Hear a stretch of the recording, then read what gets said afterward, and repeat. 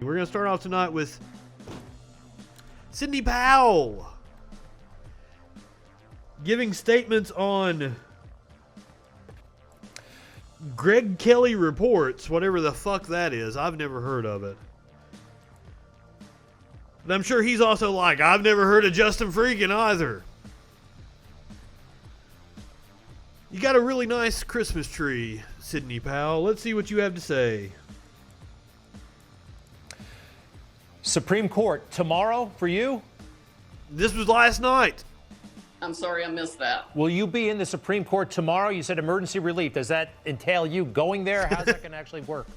That's going to work as fast as we can humanly make it work. It may not be tomorrow, but we also have a case out of Michigan that needs to go, a case out of Arizona that may very well wind up there.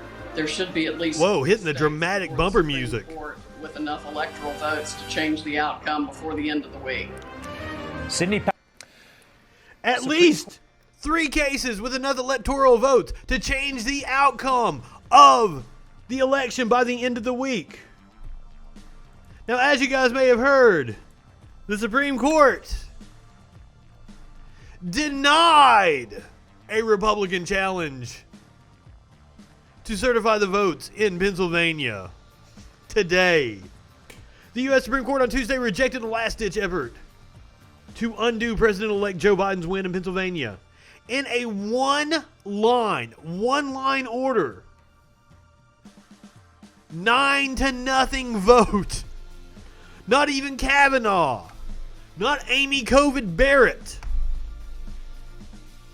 And definitely not Gorsuch, who has been a better judge than I could have imagined. None of them voted in favor of this challenge. So what they were arguing was that mail-in balloting was unconstitutional. Supreme Court like, nuh-uh, we're not even going to hear the case. But do you think that's stopping Republicans? Texas Attorney General today, Ken Paxton, who has been indicted on fraud charges. I will never not take the opportunity to bring that up. And I wish more news outlets, when reporting this story, would say that. He is awaiting trial on fraud charges currently. The Attorney General of Texas awaiting trial on fraud charges. I don't even know how that's possible. How do you not get disbarred? How do you not get removed from your office of being the head attorney for the state of Texas when you're awaiting trial for fraud?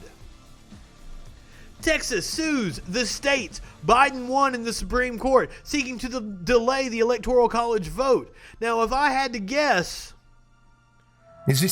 I would assume the court will not take the case because it's just stupid, based on the grounds that Texas has no standing. Apparently, they want to secede. Let them. But how? In order to sue in court, you have to have standing. You would have to be in one of the states and be a voter in that state and show that you were harmed and that you would need a legal remedy for that harm. This is just another bullshit Hail Mary attempt. Texas argued that electors from Georgia, Michigan, Pennsylvania, and Wisconsin should not be allowed to cast their vote, in part because those states unconstitutionally changed their voting procedures during the coronavirus pandemic to allow for increased mail-in ballots. But we just saw today that the legal challenge in Pennsylvania, citing that mail-in ballots were unconstitutional. That case was not taken up by the Supreme Court.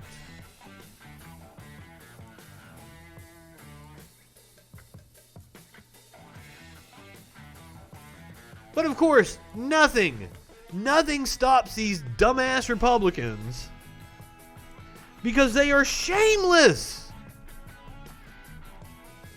GOP leaders today blocked a measure affirming Biden as president-elect. The symbolic resolution was rebuffed on a party line vote by the congressional committee planning the inauguration. So this was in committee, so it's probably like a 5-5 vote. Senior Republicans on Tuesday refused to acknowledge the transition of power to Joe Biden, even as they met to plan his inauguration next month. The top GOP leaders in the Senate and House rejected a symbolic resolution during a meeting of the Joint Congressional Committee on Inaugurational Ceremonies.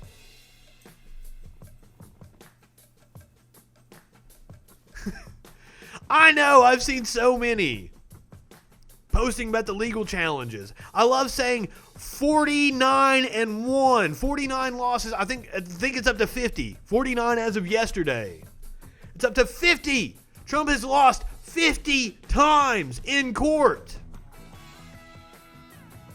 The Democratic measure sought to notify the American people that Congress is preparing for the inauguration of Biden and Vice President-elect Kamala Harris in coordination with health experts. Because this is going to be a parsed down inauguration. It's like the record for the Raiders. I'm not a sports fan, so I wouldn't know. They switched cities, didn't they? They used to be the Oakland Raiders. They're somewhere else now, right? It's the latest sign that Hill Republicans won't challenge President Trump's scorched earth battle to overturn the result of a free and fair election. All the Republicans oppose the measure. Mitch McConnell, Kevin McCarthy, Roy Blunt. Okay, so it was a 3-3 vote. I said it was probably a 5-5 vote. But it looks like it was just the leaders that participated in the vote.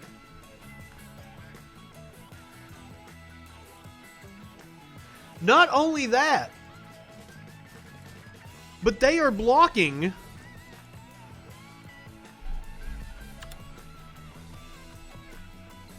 the transition team from meeting with the coronavirus task force. And this was Trump asked about it earlier today. Over here, go ahead. The next administration will be the one ultimately that implements a lot of the distribution of this vaccine and will oversee much of the future of the way Operation Warp Speed goes forward. Why not include members of the Biden transition team as part of this summit that you're hosting today? Well, we're going to have to see who the next administration is. It's Biden. We won in those No, you didn't. states, and there was terrible things that went on. So we're going to have to. Terrible things did not go on. Your legal team is not even alleging that terrible things went on. You lost by 7 million votes. 7 million and counting still, I do believe.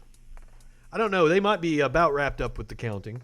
To see who the next administration is, but whichever the next administration is will really benefit by what we've been It's able going to be do with Biden. this incredible science, the doctors, all of the people that came up, the lab technicians, the work that's been done is incredible, and it will be incredible for the next administration, and hopefully the next administration will be the Trump administration, because It won't.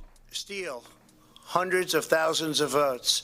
You can't have fraud and deception and all of the things that they did. So here he is, Slightly supposed to be win giving a swing speech state. on coronavirus. Look at the numbers, look at what's been on tape, look at all the corruption, and we'll see. You can't win an election like that. So hopefully the next administration will be the Trump administration, a continuation, which has led us to the highest stock markets we've ever had, the best employment numbers we've ever had, a rebuilt military. If you look at the tax reductions are the greatest in history. The regulation reductions, the greatest in history. It leads us to Space Force, which nobody thought was possible. All of the things we've done, and we were rewarded with a victory. Now let's see whether or not somebody has the courage, whether it's a legislator or legislatures, or whether it's a justice of the Supreme Court or a number of justices of the Supreme Court. Let's see if they have the courage to do what Ain't happening, pal. the country knows is right. I received almost 75 million votes, the highest number of votes in the history of our country for a sitting president. 12 million more than the 63 million we received 4 years ago. President Obama received 3 million less in his second term, and he won easily. I received 12 million more, which, by the way, is a record. 12 million more. You were that hated that people turned out to vote against your stupid ass. And you'll see why here in just a second.